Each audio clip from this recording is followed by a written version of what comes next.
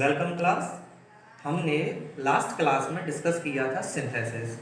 जो सिंथेसिस हमने डिस्कस किया था उसमें मैंने डेफिनेशन बताई थी। डेफिनेशन में मैंने बताया था to combine a simple sentence into a simple complex और कंपाउंड सेंटेंस। अब हम इन सेंटेंसेस के बारे में थोड़ा सा रिवीजन कर लेते हैं। मैंने दो बातें बताई थी। मैंने कहा था कि अगर मैं सिंथेसिस की बात कर रहा हूँ तो इसका मतलब होता है सेंटेंस को कंबाइन करना। अच्छा, सेंटेंस को जब हम कंबाइन करते हैं तो वहां पर हम बनाते हैं न्यू सेंटेंस। कैसा सेंटेंस बनाते हैं? New sentence.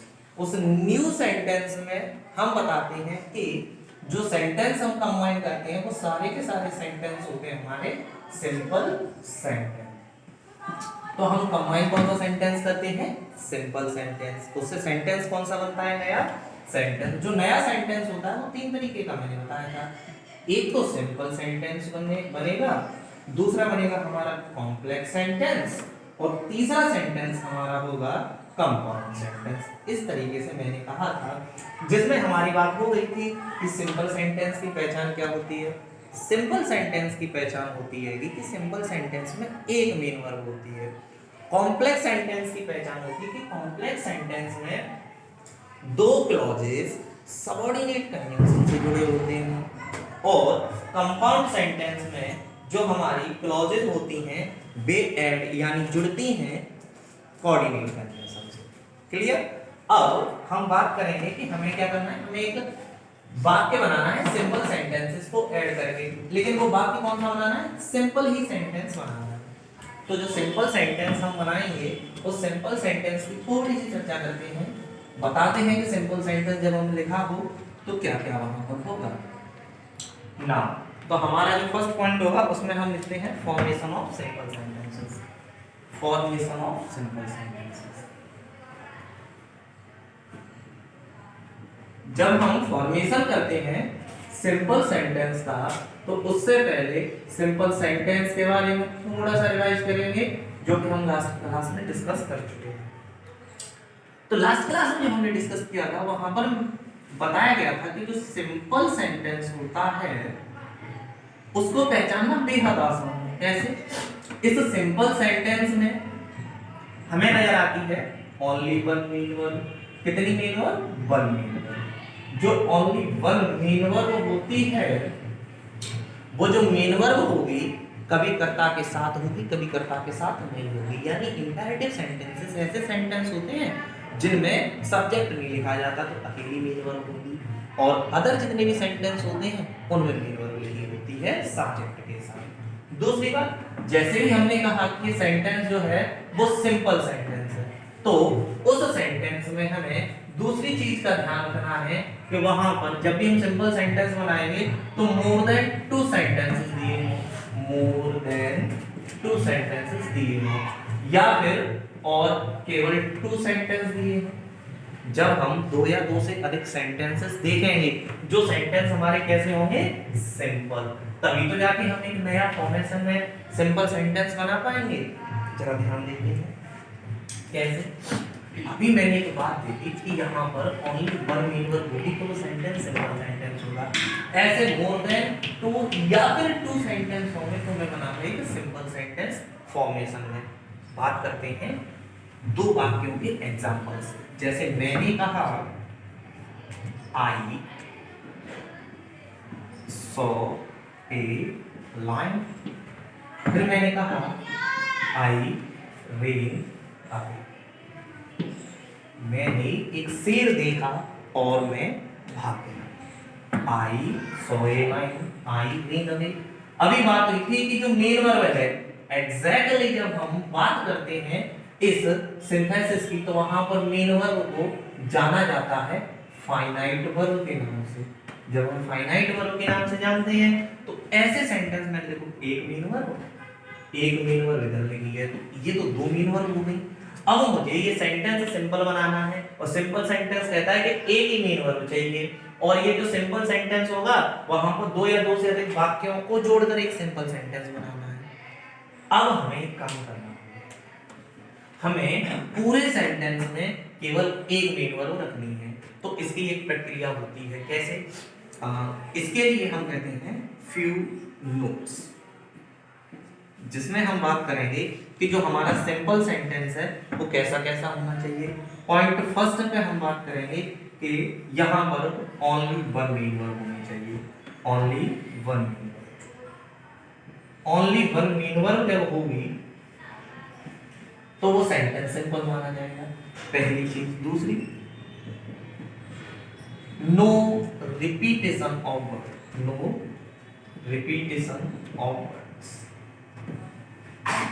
वर्ड्स का रिपीटेशन नहीं होना चाहिए। तीसरी बात, सेंस कंप्लीट होना चाहिए, प्लस स्ट्रक्चर करेक्ट होना चाहिए। ये चीज हमें ध्यान रखनी होगी। सेंस कंप्लीट होना चाहिए, स्ट्रक्चर करेक्ट होना चाहिए। तो कंप्लीट सेंस नहीं होगा और स्ट्रक्चर करेक्ट नहीं होगा तो वो सेंटेंस सही नहीं माना जाएगा। तो तीनों बात तो एक बार फिर से समझते हैं। कोई भी सेंटेंस सिंपल सेंटेंस होने की पहली कंडीशन क्या है? मेन वर्ब एक ही होगी पूरे में। दूसरी बात, जब हम वर्ड्स को रिपीट नहीं करेंगे, वर्ड्स को हम रिपीट नहीं करेंगे तो वो सेंटेंस हमारा सिंपल में आएगा। तीसरा, जो सेंस है हमारी कंप्लीट होनी चाहिए सेंटेंस की, और वर्ड्स का जो स्ट्रक्चर है वो भी कैसा होना चाहिए? करेक्ट होना चाहिए।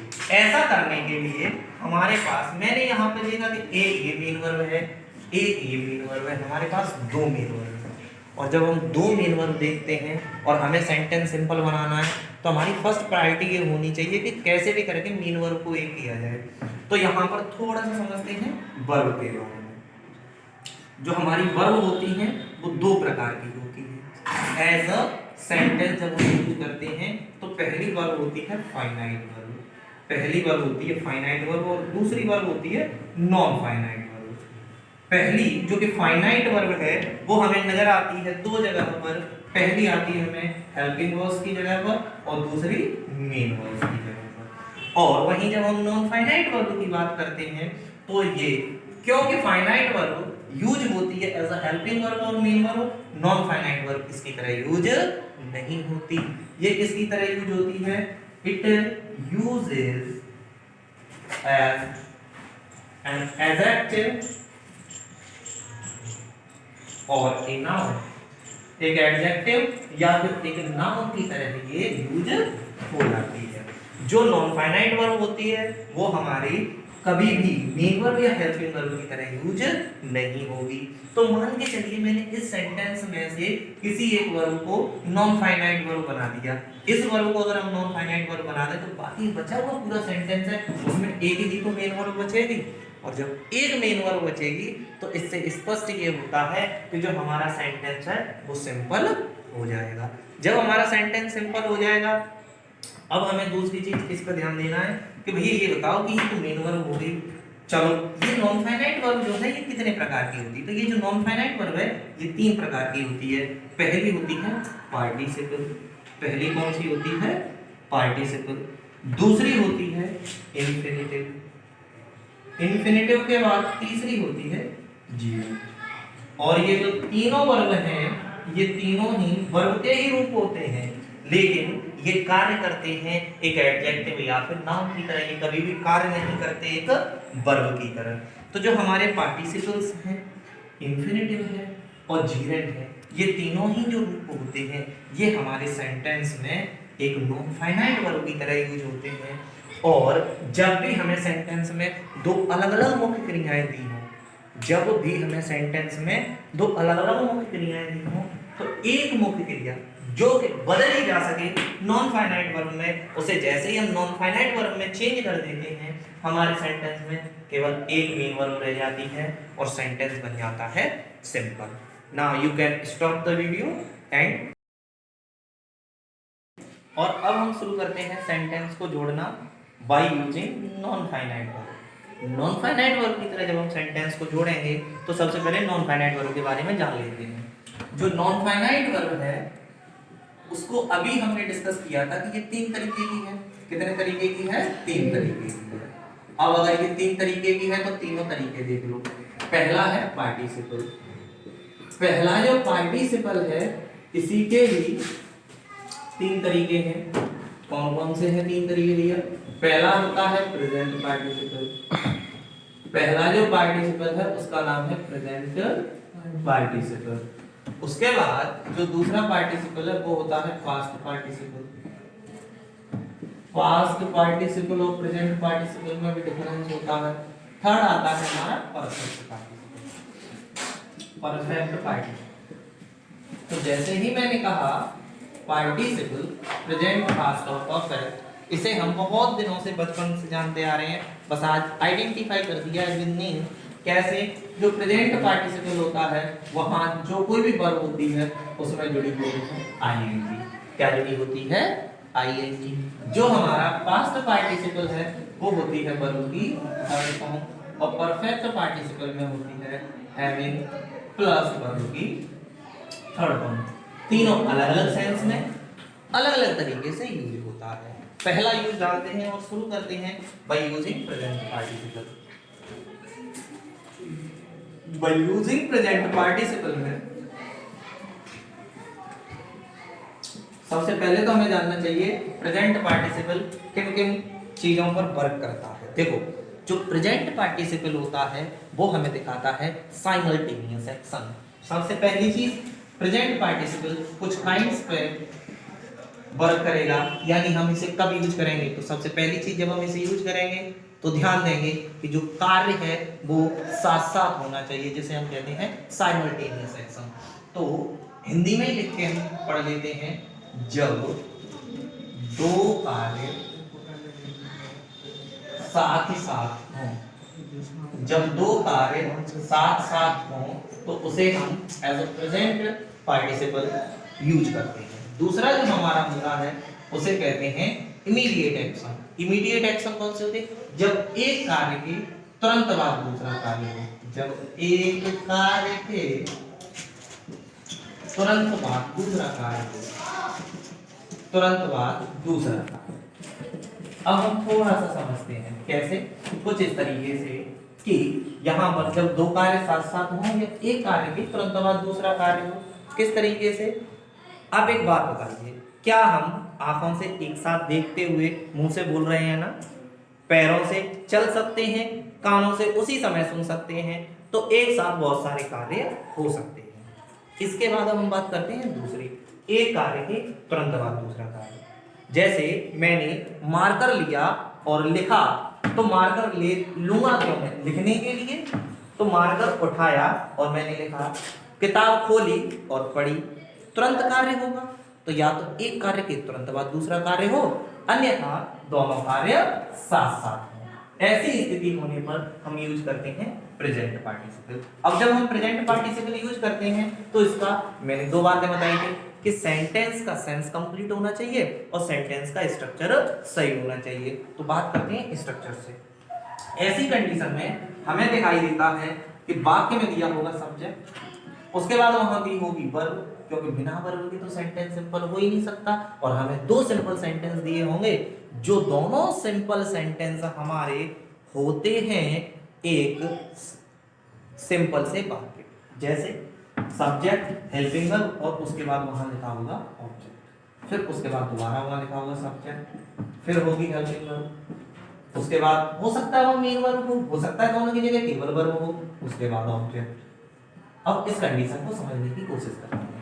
इस स्थिति में हमारे ये जो सब्जेक्ट्स होंगे वो होंगे सेम सेम। जो हमारे दोनों ही सब्जेक्ट होंगे वो सब्जेक्ट होंगे सेम सेम, लेकिन ये जो वर्ब हैं ये वर्ब्स हमारी होंगी अलग अलग। सेंटेंस के सब्जेक्ट्स सेम होंगे, वर्ब्स अलग अलग होंगी। जब सब्जेक्ट सेम हो, वर्ब अलग अलग हो, तब हमें ध्यान देना है कि ये दोनों जो हमारी बातें हैं ये फॉलो हो रही है कि नहीं। मान लेते हैं फॉलो हो गई। जब ऐसी स्थिति होगी दोनों बातें फॉलो हो गई, तो हम इस वर्ब को यहाँ से उठाते हैं और यहाँ से आगे लाते हैं, और वर्ब आगे लाने पर हम यहाँ पर इस वर्ब में जोड़ देते हैं आईएनजी, और ये वर्ब बन जाती है प्रेजेंट पार्टिसिपल। लिखा हुआ ऑब्जेक्ट जैसा होता है वैसा ही हम लिखते हैं, कोई चेंज नहीं करते, तो ये हमारा लिख जाता है ऑब्जेक्ट। उसके बाद यहाँ लगाते हैं कॉमा, और कॉमा लगाते ही आगे वाला जो सेंटेंस है वो सेम सेम आ जाता है। जहां हेल्पिंग वर्ब मेन वर्ब अलग दिए हो तो अलग लिख दें और एक ही दिया हो तो सेम रहेंगे। कैसे? जैसे अभी हमने एक सेंटेंस लिखा था, जहां तक मुझे याद है, मैं रिपीट करता हूं, I saw a lion, full stop, I read अभी मैंने कहा मैंने एक शेर देखा और मैं भाग गया। भाई जरा देखते हैं ध्यान से, शेर को देखना और देखते ही भाग जाना, क्या एक कार्य के होने के तुरंत बाद दूसरा कार्य नहीं हो रहा? अच्छा, जब हम भाग रहे हैं शेर को देखकर तो उस समय क्या हम साथ में शेर को देख भी सकते हैं? तो ऐसा भी हो सकता है कि भागते समय हम शेर को देख लें तो उस समय दो कार्य हो जाएंगे। लेकिन जब हमने बात करी कि मैंने शेर को देखा, मैं भाग गया, तो एक कार्य के तुरंत बाद दूसरा कार्य हो गया कि नहीं? ऐसी स्थिति में हम ये देखेंगे कि यहाँ पर सब्जेक्ट सेम सेम है या नहीं। यदि सब्जेक्ट सेम सेम है तो हम सिर्फ और सिर्फ पहला फोकस करेंगे इस वर्ब पर, और ये वर्ब SAW सॉ जो कि फर्स्ट फॉर्म है, जो फर्स्ट फॉर्म है हमारी वो काय की है, सी की, तो इसे आगे लिखेंगे और हमने लिखा सी, और सी में क्या जोड़ देंगे, आईएनजी, और ये बन गया present participle. Seeing a lion, comma comma यहाँ लगता है, जरा देखो ध्यान से, क्योंकि हमारे दोनों सब्जेक्ट सेम थे, इसी वजह से तो हमने दोनों कार्य जो साथ साथ हो रहे हैं, एक कार्य के तुरंत बाद दूसरा कार्य हो रहा है, ये कंडीशन देखी थी। और तभी मैंने आपको एक बात बताई थी कि जब हम सिंपल सेंटेंस बनाते हैं तब हम पहली बात ये देखते हैं कि वाक्य में कितनी मीन वर्ब है। और यही चीज बताने के लिए तो मैंने कहा था कि इस सॉ को अगर हम SAW सॉ को अगर हम नॉन फाइनाइट वर्ब बना दें, और नॉन फाइनाइट वर्ब कभी भी क्या नहीं हो सकती, मेन वर्ब नहीं हो सकती।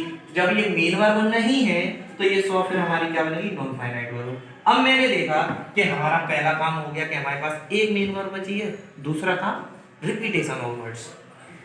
आई दो बार है ना, क्या आई मुझे पहले आगे लिखने की आवश्यकता है? नहीं, एक ही बार लिखूंगा, तो आई यहाँ लिख गई और आगे का वाक्य सेम रहा इस फॉर्मेट के अकॉर्डिंग। तो यहाँ जो मेन वर्ब का काम कर रहा है वो कौन सा वर्ड कर रहा है, रे। ये कौन सा वर्ड है यहाँ पर, मेन वर्ब, और ये यहाँ पर क्या है, प्रेजेंट पार्टिसिपल। क्या है बच्चों, प्रेजेंट पार्टिसिपल। तो इसे अब आप रोक के आराम से वीडियो को लिख सकते हैं। हमारी तब अप्लाई होती है जब हमारे दोनों सब्जेक्ट होते हैं सेम। मान लेते हैं सब्जेक्ट हमारे सेम ना हो, ऐसा कौन सा फॉर्मेट होगा? तो मैं ये फॉर्मेट बताने की कोशिश करता हूँ। बेटा यहाँ पे लिखा होगा एक सब्जेक्ट, फिर यहाँ लिखी होगी वर्ब, और वर्ब के बाद यहाँ आएगा ऑब्जेक्ट, के बाद फिर से यहाँ लिखा होगा सब्जेक्ट, फिर कोई हेल्पिंग वर्ब होगी, फिर कोई मेन वर्ब होगी, और फिर होगा ऑब्जेक्ट। ध्यान दीजिए, अगर यहाँ मुझे इस तरह की कंडीशन दिख रही है कि ये जो दोनों सब्जेक्ट हैं ये अलग अलग हैं, तो यहाँ पर ये मेरा सब्जेक्ट हो गया फर्स्ट और ये सब्जेक्ट हो गया सेकंड। अगर मुझे स्पष्ट नजर आ रहा है कि जो दो सब्जेक्ट हैं वो सेम है, कैसे? ये एक सब्जेक्ट मेरा यहाँ वाला और यहाँ वाला करेंगे एक ही है, यहाँ आई था और यहाँ आई था, यानी सेम है, कोई इशू नहीं है, ये वाली चीज अप्लाई होगी। बट अगर सब्जेक्ट दोनों अलग अलग हो जाते हैं और ये जो सब्जेक्ट टू है वो रिलेट करता है इस ऑब्जेक्ट को, इस ऑब्जेक्ट से रिलेट करता है, क्या करता है, रिलेट करता है ये सब्जेक्ट। ऐसी स्थिति में क्योंकि हमने क्या सीखा है कि सब्जेक्ट में हमें ध्यान देना है कि वर्ड्स को रिपीट नहीं करना है। तो जब हम वर्ड्स को रिपीट नहीं करेंगे तो मैंने देखा कि ये ऑब्जेक्ट और ये सब्जेक्ट एक है, ये सब्जेक्ट अलग है, तो ये वर्ड तो लिखना पड़ेगा। रिपीटेशन रोक सकते हैं क्या, शब्दों को छोड़ा जा सकता है? नहीं, शब्द छोड़ते नहीं है। तो अब हम क्या करेंगे, हम ध्यान देंगे यहाँ पर हमने सबसे पहले ये जो आगे वाला भाग है ये एज इट इज लिख लेना है। ये एज इट इज कब लिखेंगे, जब दो कार्य साथ साथ हो या एक कार्य के तुरंत बाद दूसरा कार्य हो। चलिए समझते हैं। तो मैंने यहाँ इस फॉर्मेट को लिखने के लिए इस सब्जेक्ट को सेम लिखा, वर्ब को सेम लिखा, और वर्ब को लिखने के बाद ये ऑब्जेक्ट भी लिख लिया। लेकिन क्यों, हमने देखा कि ये जो ऑब्जेक्ट है और ये सब्जेक्ट है ये एक दूसरे से रिलेटेड है, यानी एक ही है। ऐसी स्थिति में हम यहाँ आने वाली जो मेन वर्ब होगी उसे चेंज कर लेंगे प्रेजेंट पार्टिसिपल में, जब कार्य साथ साथ हो या एक के तुरंत बाद दूसरा कार्य हो।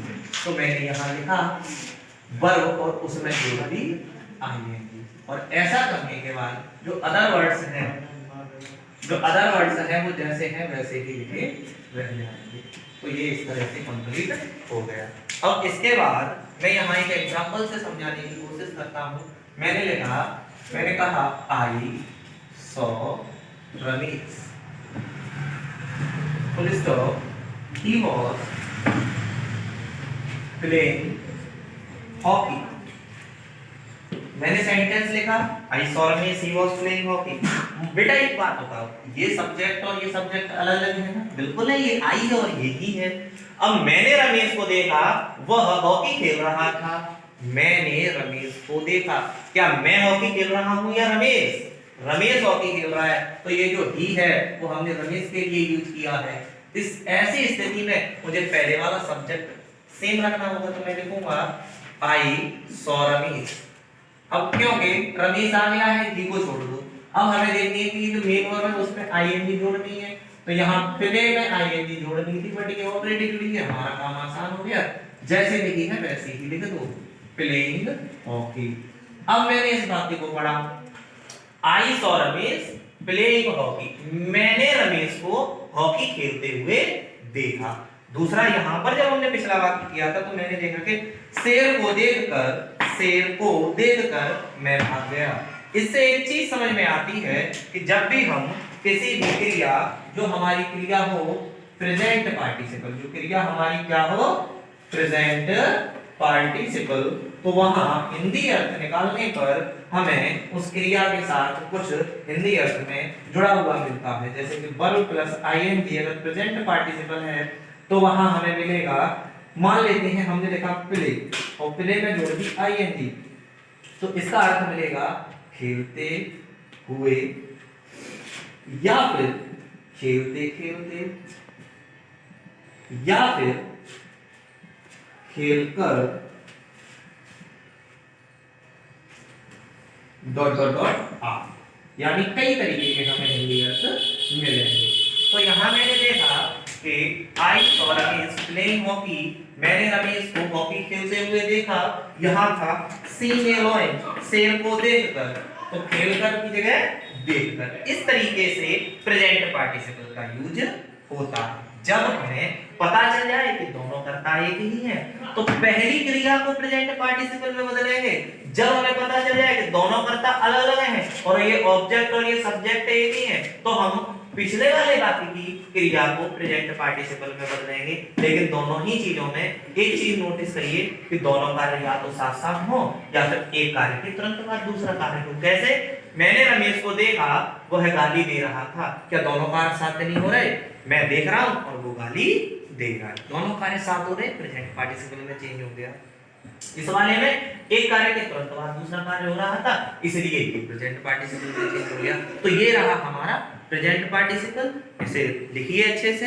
नेक्स्ट क्लास में हम डिस्कस करेंगे पास्ट पार्टिसिपल और परफेक्ट पार्टिसिपल।